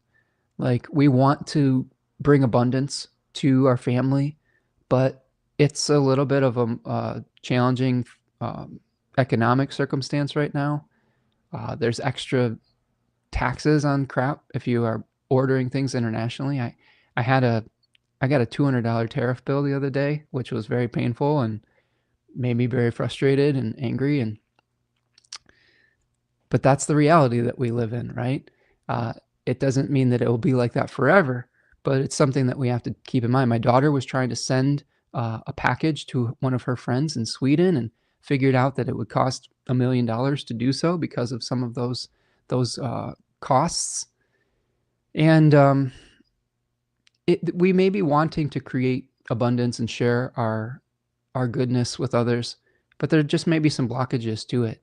And the Christmas holiday or the whatever holiday that you celebrate around this season, it could feel a little bit more limited because just of things that are outside of our control. And I guess what I will say about that, do all the things necessary to change your communities and get out and vote and hold your political leaders accountable as much as is possible in your situation. But also, abundance is not necessarily just physical stuff. And I think that when we're held in check with like being able to do good physically or share our wealth of abundance, there are other things that we can do to create wealth in our life. I am a firm believer that wealth is not just money. Wealth is not just a number in your bank account. Wealth is time. Wealth is health. Wealth is balance. Wealth is the love of your family and your community, your friends, your neighbors. That's wealth. And I think that when you feel stuck in maybe one area of your life with when our economic reality is not working as well as we want it to, how do we start cultivating other forms of wealth until the moment is right to create balance in that other way that is very necessary and practical, but maybe a little bit stuck for a little while. If you're thinking about it with the holiday season, maybe your holiday tree has a few less things underneath it, but the wealth that you create is spending time with the people that you love. The wealth that you create is maybe you're able to make something for them. Maybe there is something that you can do to take a burden off of their shoulders. Sometimes just lending a listening ear can be helping to create the wealth of relationship. I think really important as Jupiter is retrograding and in that malefic enclosure is we have a lot of pressure in our lives about holding to at least in America, to a 1950s idealistic standard of what a holiday table, tree, etc. should look like. And it's just not real for a lot of people. That's just not how it ever was, or it doesn't have to be that way. I tend to be a little bit of a nonconformist with that. And I just actually just don't care that much what people think. Like, I guess that's what I will say. I love all of you and I care about you. And I care about your mental, emotional, and physical health. But as I've gotten older, I care less and less about what you think about me. And I think that the same is true about trying to uphold a standard that isn't in alignment with our values. And that's really important. That's really important to come to terms with. I'm looking in the chat here and just seeing what we've got here. Marietta says, I'm trying, but this area isn't so in tune. Some are, I needed ingredients for my Thanksgiving dinner, and a kind man brought me a box. But in other ways, they're kind of judgmental and chaotic too. Oh, yeah, well, everyone's not going to be perfect. I think that sometimes people will be helpful in one way and challenging in others, and sometimes we just have to show them a little grace, right? Definitely blockages. Same, I agree. Yes, good. Marietta says, I'm focusing on supplements and DNA repair for myself and trying to be in the right place and right time for other people. That's all you can do. Here's an example. I've been talking a lot about a neighbor that I've been cultivating a relationship with, and I check in on him every once in a while. He's like 70. He just went through a divorce, and he's by himself a lot. And in the wintertime, it's harder for people to see each other. And sometimes I'll just go over and knock on his door and be like, "Hey, how you doing? How you doing? You okay? Hanging in there?" And I think that he in the past has a lot of uh, mechanical knowledge, and he helped me like with some woodworking things in the past, and now like I'm helping him in his situation. Like he's not so great with computers, so I'm helping him apply for food assistance so he can get he's on social security, and so I'm going to help him like navigate some of the the digital processes.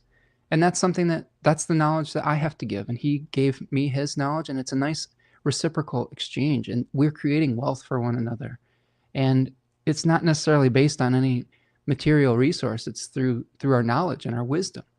So there's so many different ways to view abundance and to view things that we're grateful for and things that we can offer to others, even if we're of humble means. So I just really want to reiterate in that point, because a lot of times we feel like we don't have anything to offer people if we're struggling financially, or sometimes even if we're like, oh, if our health is struggling, we feel like, oh, what do we have to offer? But sometimes it's just care and attention, you know, and that we have in abundance. If we're not as employed, sometimes what we have to offer is our time. Sometimes what we have to offer is a shoulder to cry on and to listen to other people. One of the things that I would say my love language is quality time. And one of the ways that I hope that I'm expressing my care for all of you as a community is by spending time with you, like by spending a long time with you, not just 20 minutes here, but oftentimes multiple hours, trying to just chat with you and bring awareness to the stars. That to me is what I have to give, right? And the knowledge and all of the things that I've taken in through all the books and all of my teachers, and how do I share that? That's creating abundance. And what we create is that interconnectedness between us as we do so. So as we're looking at Jupiter and malefic enclosure here, start to ask how you can cultivate your specific source of abundance. And again, it doesn't have to be material. There's so many different ways to offer your skills, talents, time to other people. Okay, 2 more things. 3 more things. Mercury is going to exit its retrograde shadow on the 16th, okay, at 6 degrees of Sagittarius. So Mercury is going to start traversing new ground, a new place, right? We have been doing a lot of reviewing, asking a lot of questions in regards to mercurial significations, and now we're going to be starting to maybe see some new things going on, right? Mercury, Mars, and Venus will all be out of bounds by the end of the month. So if you have some new ideas that come that are from left field, experiment, try some things out, see what happens, right? The same day, the sun is going to be squaring Saturn. This is another aspect that feels a little bit oppressive. You know, we just had the Mars square. You may have been frustrated in the area of your life associated with Scorpio and Aries when Mars was squaring Saturn. Now the frustration may come with the Leo area of your chart, with the sun squaring Saturn. You may be trying to take on new responsibilities or authority in situations, but there may be some delays to that. It's temporary though. You know, I think that we may be questioning our identities a little bit around this period of time. When we're letting go of all these old forms, sometimes it takes a little bit of time for the new thing to start manifesting and coalescing into something visible, tangible, and it can cause us to question who we are. If we identified a lot with like a job that we had and the job's no longer there, then we start to think, well, who are we now if we're not this role, the roles that we play? This modern society tends to cast us into specific roles. And when those roles change, as roles often do, it can cast us out to sea in a way that feels very confusing. So this might be a period of time where we're trying to think about what our new role is going to be, but there's a little bit of confusion into it. But I do think it's really temporary. So hang in there with it. And then finally, this gets us to the end of this part of the lunar cycle, and that brings us to the new moon. The new moon in, let me see here. This is the new moon in Sagittarius 3, and it's co-present with Venus. Mercury is also there, and this new moon is going to be squared Neptune and Saturn. So that identity crisis is probably going to be baked into that next lunar cycle. But there is good news with all this, friends. The months ahead, you've got both Venus and Mars making its cazimi. I'll just move forward here so you can see this period of time. I just want to tell you, if you're struggling with this energy, this is a really powerful new start right here. Between like January 3rd and January 9th or so, a lot of these planets are getting a new start in a very practical, grounded way. So if all of this is like, it's too much, just hang in there, take a deep breath, do your journaling, ask for help if you need it, find how you can support someone, and then ask for support if you need it, and we'll get through it together. All right. Marietta says, I appreciate the time you give. Thanks so much for being here with us. Appreciate you, friend. And thank you for being a part of this and being so active in the chat and having such great insights, Marietta. I appreciate you. Okay, friends, let's wrap the day up. I got a turkey sandwich with my name on it tonight. I saw an article today that's like, the sandwich you've been looking forward to all year. And this is super true. My beautiful partner, who you saw earlier today, I think we're both kind of like tired in the Pisces moon today, just after all the actions of the past week or so. But this sandwich, sourdough bread, leftover turkey, cranberry sauce, stuffing, green beans, maybe Brussels sprouts if you had them, seared Brussels sprouts, balsamic reduction, pecans, maybe some mayo if you're into that, maybe some mustard, but let the cranberry sauce guide you. I think that's the flavor profile there. And Tanya makes this cranberry sauce that has little like hints of orange and almond in it. Really good. And this sandwich, I'll tell you what, I look forward to this every single year. This is where I'm going to be going next. Like going to my weekend into what is commonly known as the food coma. And I'm going to enjoy every second of it. But before we get to that, and I hope that you all have the sandwich of your dreams, whatever that looks like to you over the course of this weekend. We've got a hexagram and we've got an animal. So let's start with this hexagram. And it's number 15, modesty, humility. We talked about that earlier. How can we cultivate a humble and modest perspective on life? So humbleness, moderation, temperance, maintaining a balanced attitude, fulfilling one's duties, carrying things out to completion. That would be really fun, right? We're trying to get to the end of the solar cycle here. We all might be feeling tired and exhausted from the solar cycle. So I'm going to read a little bit more from Jack Balkin's book, The Laws of Change. He says, according to the Book of Changes, modesty is one of the most important virtues. It is not innate, but rather is a product of long, continuous, and conscious self-development and self-cultivation. It differs from the Christian ideal of meekness in important respects. Modesty does not mean submissiveness or passivity. A modest person may be quite active in the world, working steadily and unobtrusively, making commitments and living up to them. The text says that the modest person carries things through to their conclusion. Why is this attitude modest? It is because modest people do not think that they are more important than the work that they perform or the commitments that they have made to others. Therefore, they are consistent and reliable. Modest people do not regard anything that they must do as beneath them. Therefore, their pride does not get in the way of their success.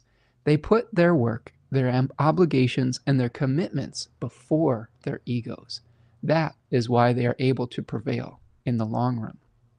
It doesn't mean or imply inaction. Rather, it means acting positively, cooperatively, and harmoniously. It means respecting other people and treating them as equals. By contrast, proud people think that they are better than everyone else or act as if they were. Often their pride hides a deeper insecurity, but truly modest people know who they are and therefore do not need to engage in pretension in order to impress others. Conversely, they do not think of others as beneath them. They treat other people with the inherent dignity that all people deserve. Thus, modesty means being tolerant and accepting rather than haughty or judgmental. Now, there is a changing line in this hexagram. The initial line is changing. It says, the superior person is especially modest. That is why he may cross the great river. Good fortune. Modesty means not calling undue attention to yourself, but devoting yourself to the matter at hand. Be unassuming and determined, and that will help you to make steady progress. Carry out your business quietly, efficiently, and thoroughly, and you will succeed at even the most difficult tasks. The secret of the modest person is that he makes no demands or ultimatums. He does not try to impress others with his abilities. He engages in no dramatic gestures. He simply gets the job done. Because his attitude is disciplined and his demeanor unassuming, he invites no challenges or creates no resistance, and things flow more smoothly. One can call attention to oneself either through self-promotion or through conspicuous self-abnegation or self-deprecation. The latter are also forms of pride, though they pass themselves off as modesty. The truly modest person does not engage in false displays of modesty, feign helplessness, or complain loudly about how difficult things are. Self-deprecation and emotional martyrdom are just other ways of asserting one's ego. Therefore, the modest person is modest even about his own modesty. He understands that completing the work is more important than his ego. Ooh, I love it. Jack is cooking in that one. This is changing to hexagram number 36, darkening of the light. The crying pheasant, eclipse, hiding one's light, brilliance injured, censorship, keeping a low profile, hiding your feelings. That sounds a little funky, huh? Well, he goes on to say, and there's always a turnaround in these. It says, you may face unfavorable circumstances. You may encounter criticism and opposition, and your projects may fail to prosper, or those who have control over your life lack confidence in you. Whatever the problem, there is little that you can do about it for the time being. It sounds a lot like those squares to Saturn, friend. Okay. You must wait out the bad times until things take their turn for the better. Kazemi's in January. Because you are currently trapped in a hostile environment, the best strategy right now is to keep a low profile. You must hide your light. If you try to assert yourself, the people who surround you will not be sympathetic and will rebuff you. If you object to your treatment, people will not understand, and you may make things even worse for yourself. Instead of protesting, it is better to allow those in your environment to believe that you accept the situation. Someone may be jealous of you or resent you. You should not give them an opportunity to harm you. Do not be aggressive and do not call attention to yourself. This is no time to pick a fight. It isn't a time to pick a fight, friends, because Mars is out of bounds and anger can easily get out of control with ourselves and with others. So not a fight-picking time. Conditions are not in your favor right now, and you do not have the resources to prevail. Nevertheless, during this difficult time, you must continue to have faith in yourself. Do not give up just because things are not going well. As the text says, in times of adversity, it is beneficial to remain steadfast and persevere. It is a test of your will and your endurance. You must preserve your inner light, the still, small voice within. Do not let the darkness on the outside extinguish the light on the inside, for then there will be nothing left of you when times improve. People and events will surely provoke you, but you must maintain your composure and your emotional compass. Do not let what others say and do cause you to lose heart. You cannot let their ignorance or bad judgment undermine your self-confidence. They see only a small part of the picture. Their values are not your values. And even though things seem rough right now, time has a way of turning present disadvantages into the seeds of later advantages. You will not be down forever. All right, friends. I love that. The I-Ching, it doesn't beat around the bush. It helps us to understand that sometimes it's time to expand. Sometimes it's time to be visible. Sometimes that's not possible. And that's a stoic perspective that I really enjoy about this, this divination tool. I'm going to go through the chat here. We've got some really nice comments. We got super chat. Oh my goodness. Thank you so much. Marietta says mayo and cranberry sauce is a peak combo. I agree. It's so good. I'm just, my mouth is watering thinking about it. I'm probably about 30 to 40 minutes away from that sandwich and I being together.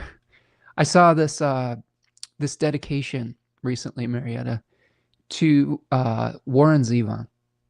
Warren Zevon was a musician from the 70s, 80s, 90s. Really good, like storyteller, songwriter.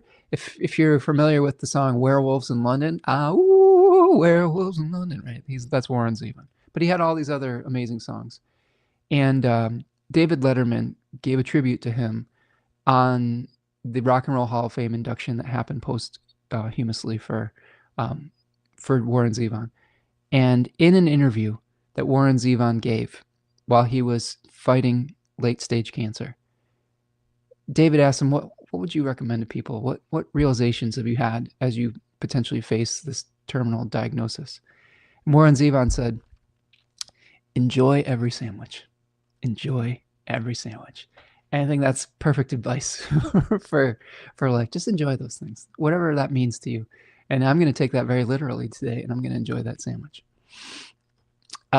Interesting. My mama's definition of meekness means to be humbly bold. Ooh, I like that. Carol's here. Says, seems like every time I catch you live, I'm cooking or baking something. Today it's turkey yucca soup. That sounds delicious, Carolyn. 8411. That's amazing. I love that you're here. I love that you're cooking. I love that we're inspiring creativity. We've got painters that paint while we listen. We've got people that cook. We've got people chatting. I love it. We're just spending some time together. That's what it's all about. K-Wow, thank you so much for the super chat. Appreciate you and your generosity. K-Wow says, thank you for the forecast. You're always so generous, K-Wow. Appreciate you. Thank you for showing up each week and making your presence known, both intellectually, spiritually, and materially here. Appreciate you, friend. Thank you so much. Yeah. Resist the brushes of the wings. There you go. Okay. So we've got one more little realization for this today before we wrap and go get our beautiful sandwiches. It's the animal, and the animal I have for you is the penguin. Look at this beautiful penguin here. It reminds me of Happy Feet. Remember that movie Happy Feet? We've got an emperor penguin and its fluffy little baby. Penguin, I'm going to read to you from Animal Frequency. I think it's really good advice for navigating some of the oceanic waters of those squares to the Piscean planets. I mean, penguins are so loyal. They go on such great journeys, like a Sagittarian journey. It's a perfect animal. I'm just thinking about it now. I'm like, penguins go on these beautiful journeys to be able to mate and to get food for their babies, while one parent is protecting the nest, the egg, the baby. The other is going great distances, Sagittarian, great lengthy journeys to be able to go to the ocean, Pisces, to bring back sustenance. So we might have to go on some journeys to get our what we need. But Melissa Alvarez, and I've been starting to do the bibliomancy that my good friend Devin suggested. Before I would just flip through, and I think that led to some repeats, but I've started choosing a random number based on the page numbers in this book, and it's led to some new animals that I haven't quite gotten to, which I love. There's also mythological animals in this book too, and maybe we'll get some of those with this method as well. Penguin symbolizes the ability to move between realms. It symbolizes hidden knowledge and opening to new levels of awareness. Penguin easily moves from water to land. Its unique coloring is primary camouflage when in the water. From above, the darkness of its back blends into the color of the sea. From below, the white belly and bright surface of the ocean seem to merge, making them difficult to see from both directions. Penguins survived the extinction of the dinosaurs. Scientists found ancestral fossils that are 60 million years old. All penguins are black and white except for one tiny species, which is blue. Let your uniqueness shine too. This animal has talents for adaptability, astral projection, balance, camouflage, confidence, determination, disciplined, fasting, focused, good manners, grace, intuition, lucid dreaming, nurturing, parenthood, patience, politeness, sacrifice and purpose, waking dreams. There are some challenges associated with it: abandonment, coldness, conflicted, overly serious, poor eyesight, rudeness, territorialism, unmoving viewpoints. Melissa goes on to say, when Penguin appears, it means to develop your spirituality. Analyze what you've learned. Practice using your abilities and look for more topics of interest. You're not finished with your spiritual growth, so keep exploring. Remember exploration? We talked about the Gemini full moon. Meditation and dreaming are two areas where Penguin can show you hidden knowledge and open your eyes to new information, enabling you to become more spiritually aware. Penguin is nurturing. This means that you care for the young and teach them how to be responsible, independent adults. Penguin doesn't have natural ground predators, so it's not afraid of humans and will approach with interest. This means you aren't a fearful person and have an insatiable curiosity, which can get you into trouble if you're not careful. Penguin is a flightless bird, which means that you're grounded, balanced, secure in yourself, and can dive to tremendous depths to uncover any knowledge you seek. Penguin urges you to investigate new thoughts and ideals, important with all of these out-of-bounds planets. It assists you when you need to work with a team. Penguins congregate in large groups, especially during mating season. They can assist you with managing projects, people, and seeing an endeavor through to a successful completion. When you need to get dressed up for an important formal function, Penguin can help you select the right attire and give you the confidence needed to mingle and mix with others at the event. Penguin means you are charismatic, influential, and well-spoken. Penguin can help you deal with any effects of transitions. Penguins, this is the most beautiful part of this. Penguins don't lose their feathers slowly. Instead, it molts, dropping all of its feathers at one time, leaving it naked and forced to stay on land for several weeks until the feathers grow back.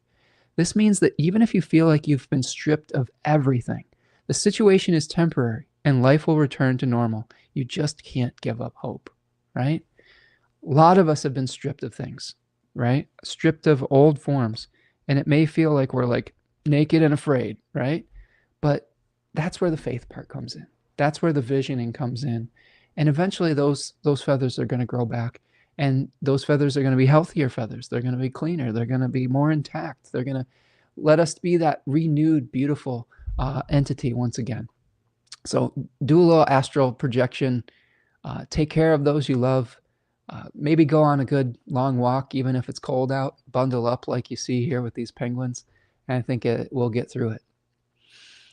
All right, friends. That's what I've got for you. Marietta says, go watch something cute this weekend. I recommend Storks. Well, I'll have to check that out. I've been resisting watching Stranger Things. I love that. I love Stranger Things. I love the nostalgia. And I love the, I don't know, the craft of it all. But man, there's some trauma that comes with watching that show. It's scary, and too many beloved characters get offed. I don't know if I can handle it. So no spoilers, but I'm avoiding it for the time being. Season 5 came out this week. Bibliomancy is great for intuitive dives. There you go. Perfect. All right, my friends. I think that's what I've got for you today.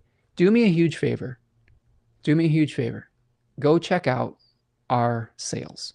Okay. Let me, if you'll allow me one final sales pitch for you. I've got all my slides right now, all my webinars and all the slides are 50% off. Go to the store, take advantage of that. There's so much material. There's so much knowledge I've dumped into those webinars, and I hope that it will guide you on the path. It's something that you can always go back and refer to if you're going through a difficult time and you're like, what's going on with this planet in this 10-degree section? Those webinars can be a really great support to hear maybe a new perspective, a new meditation point. I ask all of these focused questions and questions for reflection in the Decans, and tell you stories that I hope will help you through those difficult times. So take advantage of that. And please, please, please go help support my partner at Third Coast Mojo. 25% off. She's got some cool new stuff going on there. Look at this beautiful limited edition Midnight Money Soap. If you're struggling financially, let the conjure practice help with that. She's a very, very powerful practitioner. I've seen some amazing miracles take place just from some of the workings that she has done. And it gives me faith and confidence in our future going forward. And I've seen it help so many people. So if you need a little boost, right, she has some really great stuff. And it's 25% off right now. Also, that peaceful home, Venus and Taurus, it's amazing. We've been going through some challenging transitions in our life here in our family, and I've been wearing this regularly, and it's helping us to just navigate these without getting upset with one another or impatient. It helps with patience and just seeing the good in each other rather than feeling the anxiety of the changes. I mean, it can really smooth things over. So, love that stuff. Go support her on Etsy, Third Coast Mojo. Go check out my daughter at Sag Moon Magic too. She's doing some really cool things over there, and appreciate all of you who have joined me from her channels as well. Go follow her on TikTok, Instagram, etc. My partner Tanya has a new TikTok, Third Coast Mojo on TikTok, so go make sure you follow over there as well. All right, my friends, that's what I've got for you. Please like the video, subscribe to the channel if you can. Uh, Go find me on the socials at Spencer Michaud. Go enjoy every sandwich if you are into the sandwiches and whatever that sandwich means to you. I think it's a metaphor for just enjoying the moments in life that are meaningful to you. And it's always easier if you're kind to yourself to start, right? That's how we cultivate kindness to other people, is being kind to ourselves. It's not really worth just giving all that kindness to everyone else if we can't give it to ourselves. We're going to be just fountains of good energy out in the world if we love ourselves and then radiate that outward. So I hope that you will do that moving forward in this holiday season. And again, I just want to express my gratitude for all of you who are here and have supported me on this channel, and my partner and my daughter. So thank you so much. I'm so grateful for you this holiday season. And I hope that you have a great weekend moving forward. And we'll see you the next time. Okay? Take care, friends. Peace.